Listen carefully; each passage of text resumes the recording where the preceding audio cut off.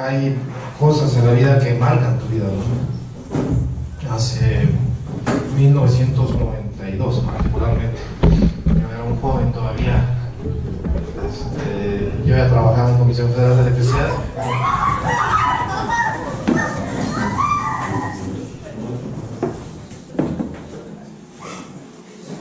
Calma.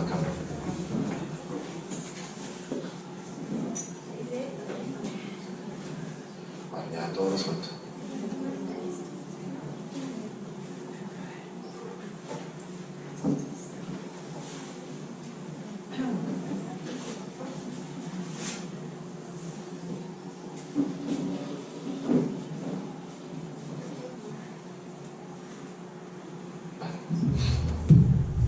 Regresando, 1992, teníamos un amigo, un hermano de la iglesia, amigo mío, muy amigo mío, que quería quedar bien con una muchacha de Hermosillo.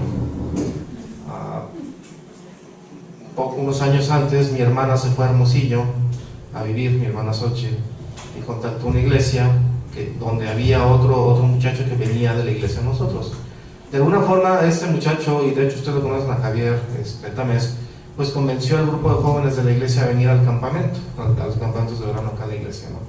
Entonces, como uno de ellos, Octavio, mi amigo, quería quedar bien con una amiga de Diana, que se llama Grace, pues organizó todo un grupo de muchachos para que fuéramos por ellos a la estación de tren, porque fue, según la experiencia que mi esposa me ha contado, fue traumático. Pero el tren no tenía aire acondicionado, pasaron, si ustedes en verano han ido a esa zona del país, pues es demasiado calor, 50 grados a la sombra en algunos lugares, y luego pasar por el estado de Sinaloa, que es bastante húmedo, pues a veces puede ser complicado. Llegaron acá a Guadalajara y llegaron tarde, y ya ven que yo particularmente soy muy paciente en muchas cosas, pues ya estaba, ya vámonos, es que no sé qué estamos haciendo aquí. Bueno, total de que eso hizo que de alguna forma esperáramos, perdimos todo el culto porque era domingo, el culto de adoración, por estar ahí en la estación de tren. Pero fue la primera vez que yo interactué con Diana. Ella se vino conmigo, así son inescrutables son los caminos del Señor, y ella se vino conmigo. Lo voy a contar. Diana venía con pelo chino, o sea, se había hecho base y se veía un poco curiosa, chistosa. Bueno, y de hecho fue la primera vez que interactuamos, no hablamos casi nada, yo pues, quizás fue el hola, buenos días, pero de ahí se generó después ya toda una convivencia cuyos resultados ustedes pueden ver ahora, 3 hermosos hijos. Y cuento todo esto porque hoy es un día especial, hoy es el cumpleaños de mi esposa. Hoy hace 35 primeras, ¿no? Ella vino al mundo y creo que ha sido una bendición, no solamente para mi vida. A mi vida ella le puso un poquito más de orden. Yo quiero ser muy inspiracional, pero Diana es un poco más ordenada, ¿no? Y yo creo que la familia funciona gracias a la presencia de Diana, ¿no? Yo soy de las grandes ideas, pero para ejecutarlas a veces no es tan fácil. Diana es la que hace todo ese asunto y yo doy gracias a Dios por la vida. Yo sé que sus hijos están también muy contentos y orgullosos de su madre y deben de estar realmente, ¿no? Mujeres como Diana no hay muchas, disculpen hermanos, pero hoy le toca. Y doy gracias a Dios por ella, ¿no? 35 años no se hizo fácil. Bueno, eso de alguna forma también ejemplifica algo que vamos a ver el día de hoy, ¿no? El llamado de Dios. De alguna manera también todo estas cosas que sucedían de una manera nos dan una idea muy clara de lo que es el llamado de Dios, ¿no? Vamos a orar y vamos a continuar. Señor, te damos tantas gracias por este día y te doy gracias porque eres supremo sobre todas las cosas. Ahora, Señor, suplicamos que tu Espíritu nos hable, Señor, y que tu Espíritu guíe, Señor, lo que somos. Te damos gracias por tu presencia en nuestras vidas, Señor, de nuestros hijos.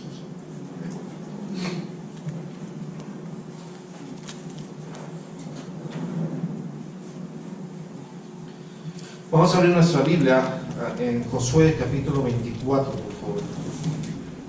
¿Usted cómo se imagina a Moisés? ¿Usted cómo se imagina a Abraham? ¿Por qué fueron llamados por Dios? Uno pudiera pensar en este momento, y si hacemos una encuesta podemos pensar acerca de la persona de Abraham como un hombre recto, un hombre que de alguna forma guió a su familia y con sus hijos, Isaac, de alguna forma el primogénito, no el primogénito, sino el legítimo, y a Ismael también, ¿no? Y otros tantos, ¿no? Bueno, el caso de Abraham uno lo puede pensar así y uno puede describirlo como un hombre de fe. Digo, eso vendría inmediatamente a nuestra mente. Pero ¿qué tal si yo le dijera que realmente Abraham era un idólatra? Un idólatra que estaba entregado a dioses paganos. Entonces eso ya podía llegar a ser chocante, ¿no?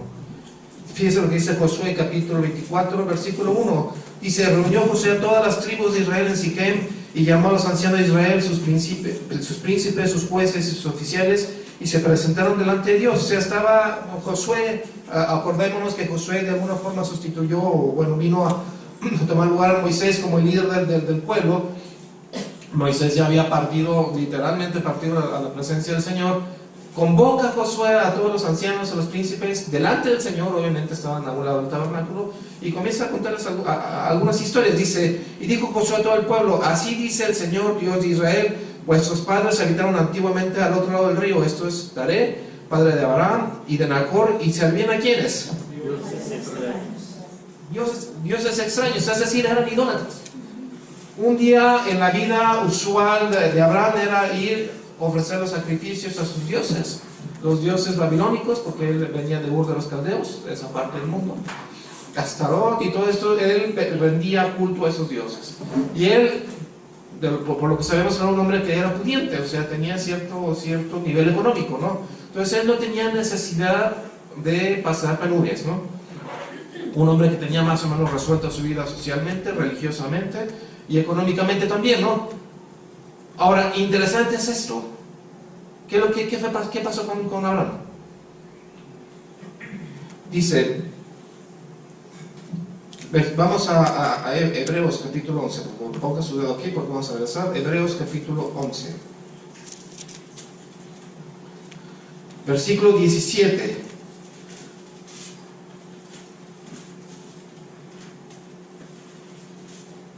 ¿Por qué? Por la fe, Abraham, cuando fue probado, ofreció Isaac por la fe. Si usted se pone un poquito más acerca de Hebreos capítulo 11, se va a dar cuenta que de alguna manera Abraham fue llamado. Génesis capítulo 12 hace un zoom sobre este hecho, ¿no? Dice que él fue llamado por ciertas circunstancias, ¿no? Por la voluntad de Dios.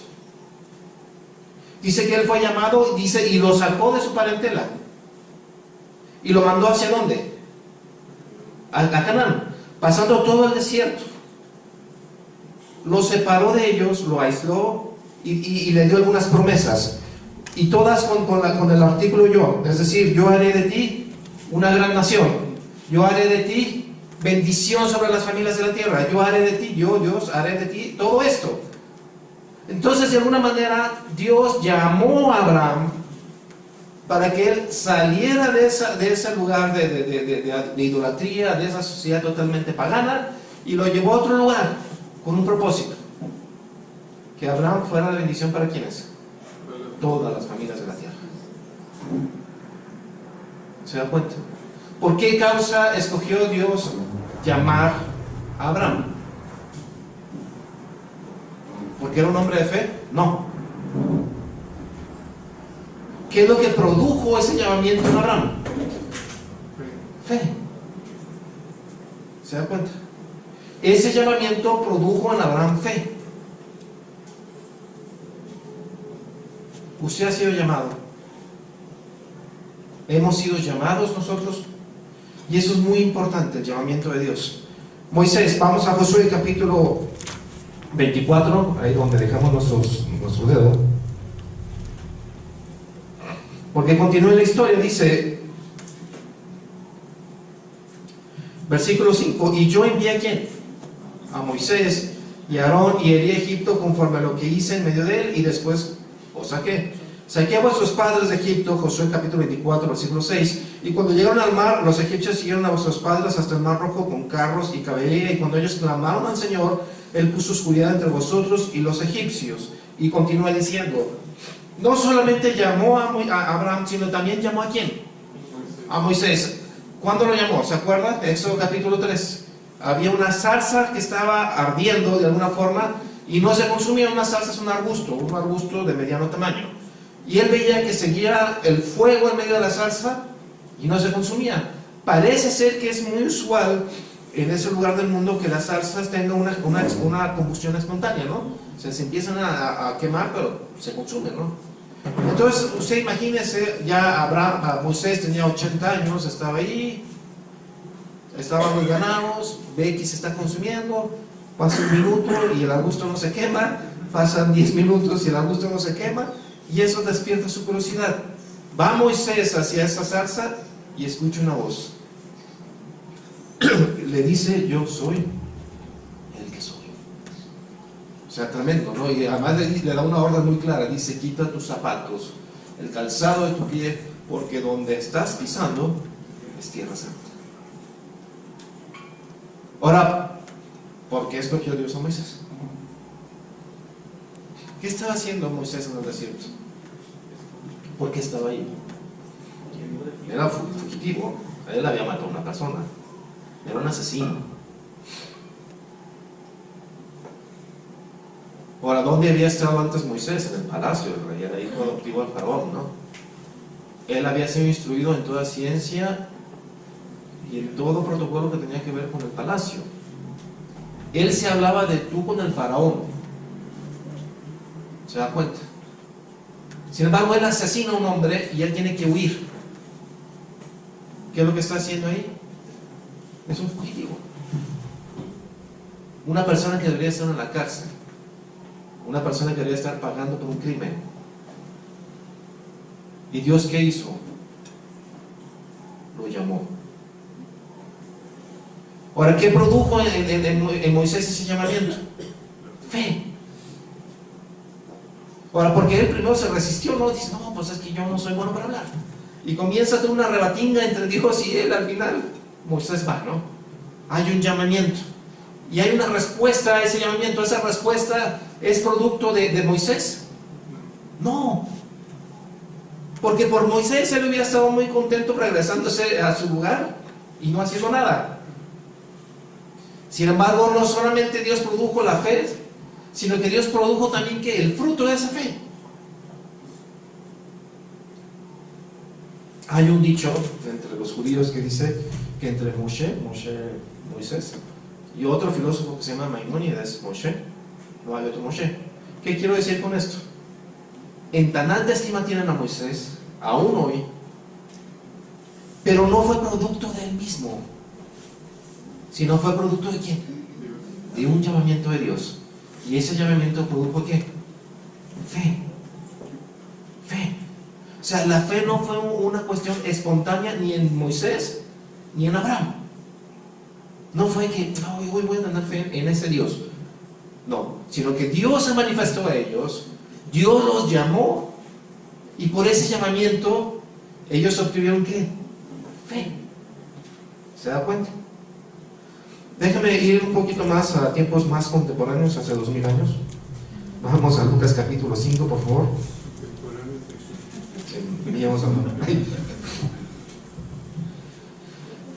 Dice, más o menos hace unos 2000 años de esto, aconteció que estando Jesús junto al agua de Genezaret, Lucas capítulo 5, dice, el gentío se agolpaba sobre él para oír la palabra de Dios. O sea, la gente estaba deseosa de escuchar una enseñanza.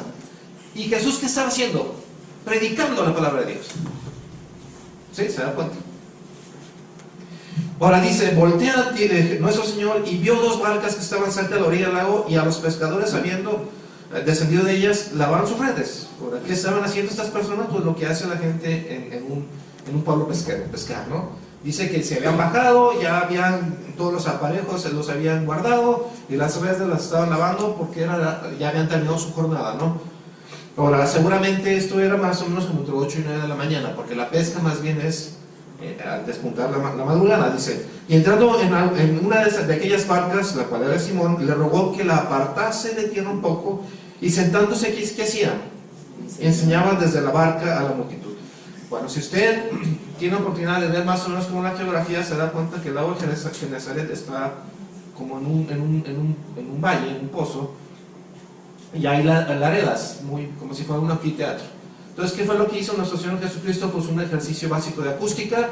Voltea a ver las barcas, le dice a Simón, me voy a subir en esa barca, no, solamente te pido que la apartes un poco de la orilla, y quedó un auditorio perfecto. La gente estaba sentada en la lareda y ellos estaban ¿dónde? En la barca. Jesús estaba hablando con una acústica perfecta, ¿no? ¿Qué es lo que estaba hablando? Predicando la palabra de Dios. Dice, enseñaba desde la barca a la multitud. Versículo 4, cuando terminó de hablar, dijo a Simón, boga mar adentro y echad vuestras redes para pescar. Ahora, ¿cuál era la profesión de nuestro Señor Jesús? ¿A qué se dedicaba? Dicen que era carpintero, bueno, de alguna forma él tenía habilidad con las manos, pero no era pescador. Sí, yo podría tener muchas opiniones médicas, por ejemplo, pero pues eso no me hace ser médico, doctor, ¿no? Yo me dedico más bien a las computadoras, ¿no? Tampoco que sea experto en las computadoras, pues, pero le hago más. Es un poco el caso, ¿no? O sea, estas personas eran pescadores profesionales, a eso se dedicaban. Y normalmente las profesiones o los oficios se heredaban de familia en familia, ¿no? Es decir, el papá era pescador, le enseñaba al hijo, el hijo era pescador, le enseñaba, así sucesivamente se iban pasando los oficios, ¿no? Entonces realmente había una experiencia de generaciones en el arte de pescar. Ahora dice, respondiendo Simón le dijo, ya ve que él era el experto en muchos temas, maestro, toda la noche hemos estado trabajando y nada hemos pescado. Mas en tu palabra, ¿qué voy a hacer? Echaré la red. Ahora, en el original, más bien esto es un sarcasmo, ¿sí? Para que veas, para que te convenzas que el experto soy yo, que me dedico a esto, y que tengo a mis amigos que son expertos, y toda la noche estuvimos aquí y no pescamos nada, solamente para que tú, rabino, maestro de la ley, te des cuenta que estás equivocado, lo voy a hacer. Y lo echó. Digo, hay cierto grado de obediencia, ¿no? Es decir, hay una palabra, un mandamiento de él no sabe todavía quién está en la barca, pero bueno, lo hace. Ahora fíjense lo que dice, y habiéndolo hecho, encerraron ¿qué? Gran cantidad de peces, y su red, ¿qué sucedía? Se rompía. Entonces hicieron señas a los compañeros que estaban en la otra barca para que viniesen a ayudarles, y vinieron y llenaron ambas barcas de tal manera que se hundían.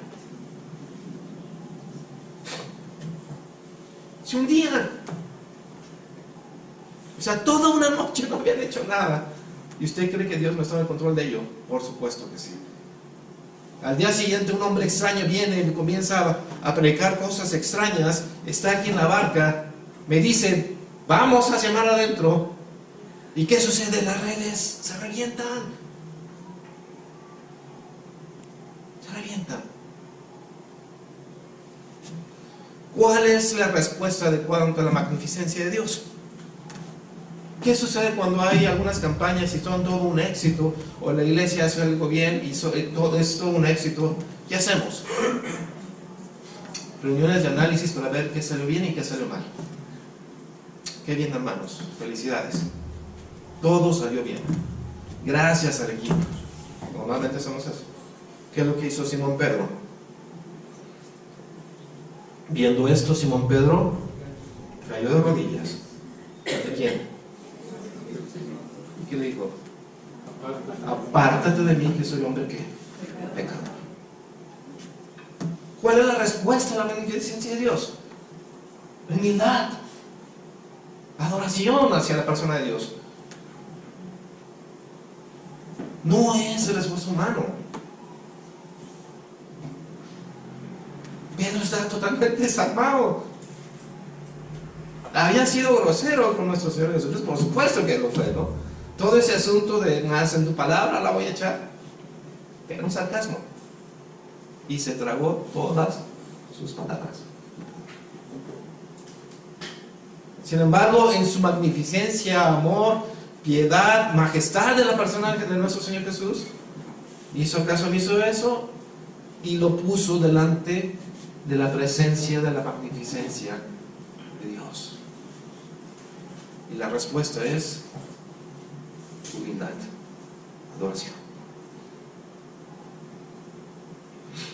Vemos aquí un patrón muy claro. Primero que hay una predicación de la palabra de Dios. Y sobre esa predicación hay un mandato. Y sobre ese mandato hay un grado de obediencia. ¿Y qué es lo que hace él? Finalmente está delante de la presencia y la magnificencia de Dios. ¿Y cómo reacciona ante eso? Con humildad. Ahora, fíjense lo que sucede a continuación. Porque por la pesca que habían hecho, el temor se había apoderado de él y de quién más. Todos los que estaban allá. Y asimismo de Jacobo y Juan, hijos de Zebedeo, que eran compañeros de Simón. Pero Jesús le dijo, ¿qué le dijo a Simón? Desde ahora, ¿qué vas a hacer? Pescador de hombres. Jesús, ¿qué es lo que le estaba diciendo? Un llamamiento. Oíste la palabra de Dios, viste la magnificencia de Dios, te humillaste. Dios te está llamando. Dios los estaba llamando. ¿Y los estaba llamando a qué? A renunciar. Desde ese momento presentaron su renuncia. Ya no soy a la Unión de Pescadores del Agua de Genezaret, ya no soy pescador. Ahora me voy a dedicar a qué? A ser pescador de hombres. Pescador de hombres. Ahora, interesante es ver esta es la respuesta. Cuando trajeron a tierra la barca, eso sucedió, ese discurso, esa plática entre ellos y Jesús sucedió mientras estaban en las barcas y se estaban hundiendo y los pececillos estaban ahí revoloteando en la barca y Pedro estaba de rodillas y todos los demás no sabían qué hacer. Dejando lo que todo, ¿qué hicieron? Lo siguieron. ¿Hasta dónde lo siguieron? La tradición dice que Pedro fue crucificado al revés. Juan estaba allá en sus últimos días desterrado en la isla de Patmos. Jacobo, no sé dónde estaba, pero bueno, también no la tuvo muy clara. Ellos literalmente dejaron todo, porque ahora el supremo tesoro de sus vidas es ¿quién? Jesús. El supremo tesoro de sus vidas era Jesús, lo más apreciado, la perla de mayor precio era Jesús. Era Jesús. Dejo todo, sigo a Cristo. Dejo el mundo, sigo a Cristo. ¿Hasta dónde? Hasta el final. Hasta el final. El llamamiento de Jesús que produjo en estos hombres: fe, abandono, renuncia. ¿Fue fácil el camino para ellos? No. ¿Fue una jornada espiritual tersa? No. Pedro negó al Señor 3 veces. ¿Se dan cuenta? ¿Hubo altibajos? Por supuesto que sí. Pero el llamamiento de Dios es claro. Totalmente claro. ¿Usted ha sido llamado por Dios? ¿Por qué digo esto, hermanos? Y eso es muy claro. Y déjame decirlo.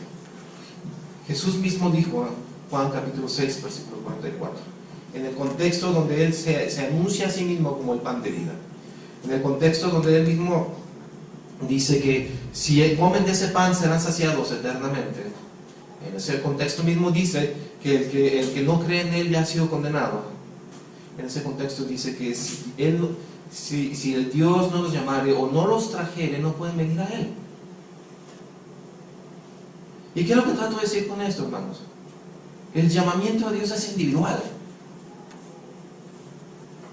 ¿Usted ha escuchado el llamado de Dios a salvación? ¿Cómo es eso? Hermano, las circunstancias de su vida son así. ¿Cómo es que yo llegué a ser salvo?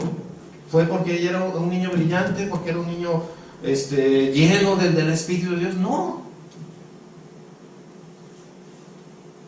El llamado de Dios fue muy claro en mi vida, por todas las circunstancias que había en mi familia. Y cuando yo veo lo que Dios, el Espíritu Santo, puede hacer en la vida de un hombre, me quedé como Pedro, desarmado. Y el Señor me llama a mí.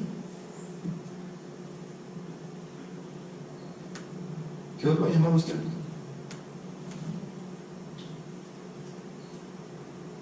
La fe no es algo que es natural en el hombre. Y no es que yo haya sido ateo, no, realmente yo no era nada. Y no existía esa fe en mí. Está el llamamiento de Dios, la obediencia que no produjo en mí. ¿Y se produce qué? Fe. Fe. Fíjense lo que dice Romanos capítulo 8.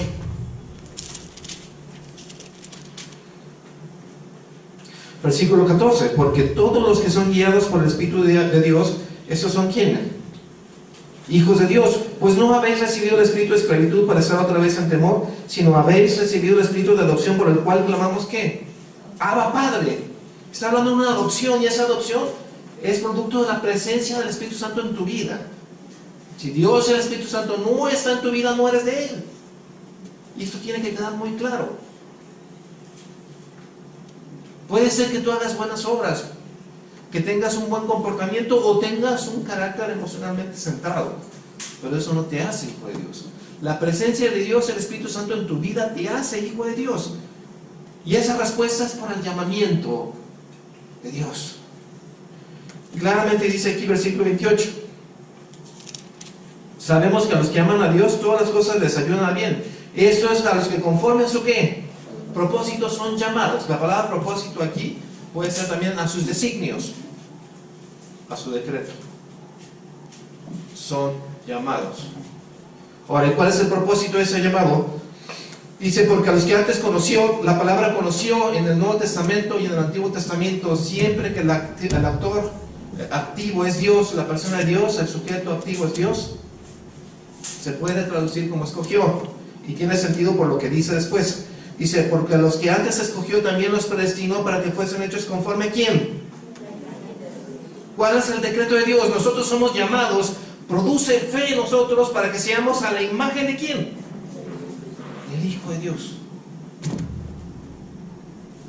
El que comenzó en vosotros la buena obra la va a perfeccionar ¿hasta cuándo? El día de Jesucristo. Y el propósito, el decreto o el designio de Dios al haberlo llamado a usted es que usted sea conforme a la persona de Dios, a la persona de nuestro Señor Jesucristo. No tiene otro propósito. Sublime es propósito.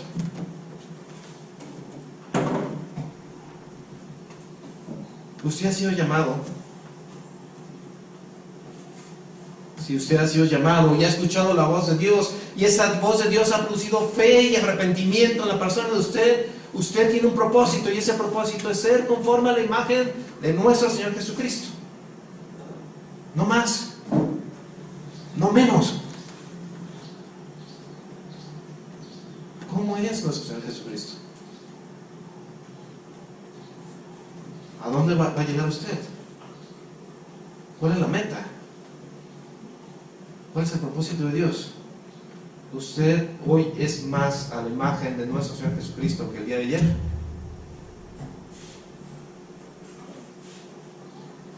Su meta es esa, ser como Jesucristo es. Ese es el propósito de Dios. Usted ha sido llamado a eso. Dice, y a los que predestinó, esto también llamó. La predestinación es un hecho, hermanos. ¿Por qué es un hecho? Si no hubiese predestinación, la profecía no tendría ningún sentido. ¿Se da cuenta? Dios predestina las cosas. La palabra griega que hace referencia a predestinación quiere decir que Él fija el horizonte, fija el rumbo. ¿Se da cuenta? Dice, justificó, y a los que justificó a estos también glorificó. ¿O qué pues diremos a esto? Si Dios es por nosotros, ¿quién contra nosotros? Y aquí viene algo muy interesante, muy implícito aquí. Dice,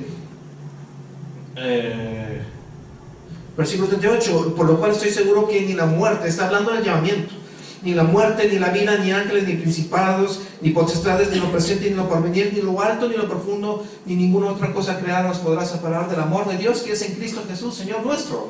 Y está hablando del llamamiento, y está hablando que el llamamiento puede ser que te lleve a esa situación extrema. Esa situación en donde tú estés en una situación tan extrema que tu vida dependa de ello. Que tu vida dependa de ello.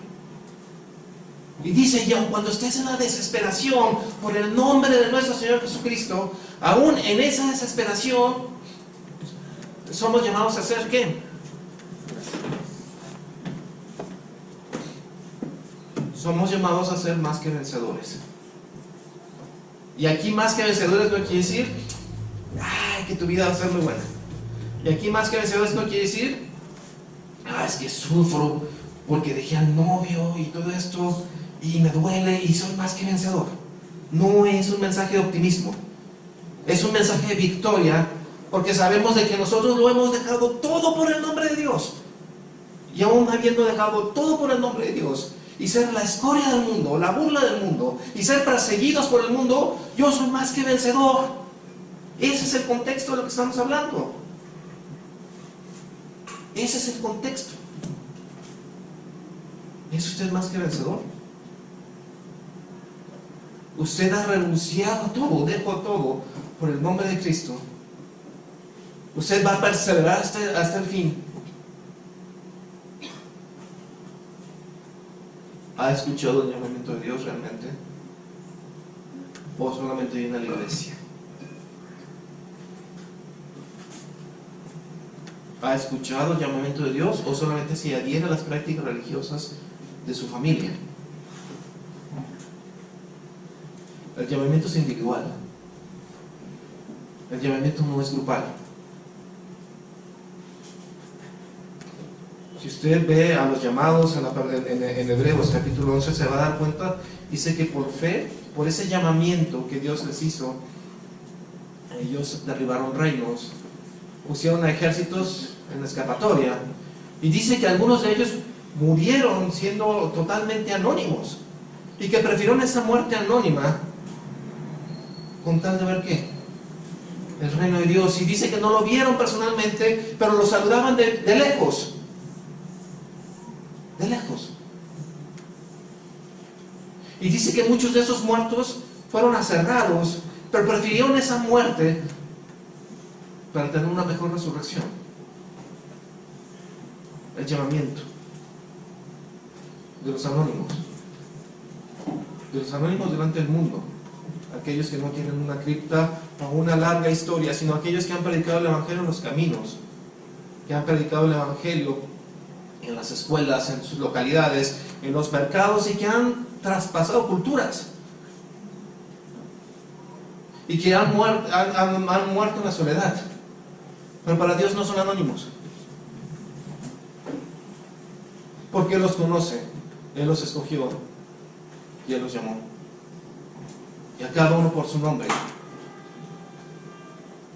Usted ha sido llamado por la persona de Dios.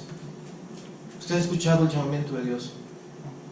Si hoy usted escucha el llamamiento de Dios, no se rebelde. Humíllese delante de Él. Es lo que corresponde, estar delante de la magnificencia de Dios. Arrepiéntase. Crea. Dice la Biblia que el único medio de salvación, el único mediador entre Dios y los hombres es Jesús. No hay otro más. Pero el llamamiento de Dios no es el llamamiento a una vida fácil. No lo es. El llamamiento de Dios no es una vida con compromiso, con propósito. Es una vida de renuncia total. Es una vida en donde uno renuncia a lo que es. Se arrepiente genuinamente. La mejor descripción que yo he encontrado de la gracia y la mejor descripción que yo he encontrado acerca del llamamiento de Dios es una figura que leí alguna vez en un libro. Comparan este hecho a un campo de batalla. Y en el campo de batalla están todos los enemigos ya derrotados. alguna forma hincados, condenados a muerte, absolutamente todos. Y en eso llega el príncipe, el rey que ha vencido, el ganador, el vencedor. Y él va caminando por el campo de batalla y va llamando a uno, a otro, a otro, a otro. ¿Son culpables todos ellos? Lo son. Pero son llamados por gracia a salvación.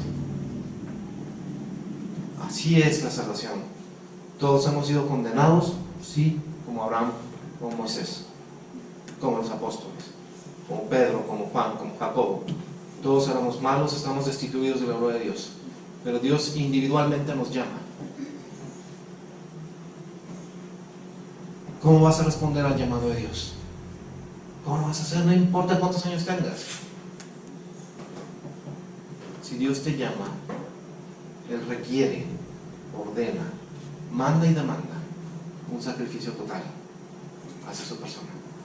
Señor, te damos gracias por este día y te damos gracias por lo que tú eres, Señor. Te damos gracias porque finalmente tú eres inmutable, finalmente tú eres lo que eres, Señor.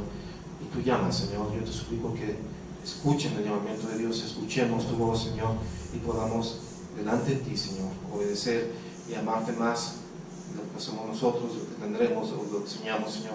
Suplicamos, Señor, que en ese llamamiento nosotros podamos tener gozo, Señor, en ti. Suplicamos que bendigas este grupo de gente, Señor. Te suplico que tú bendigas a la iglesia y suplicamos que tu Espíritu, Señor, hable a nuestros corazones en el nombre de nuestro Señor Jesús.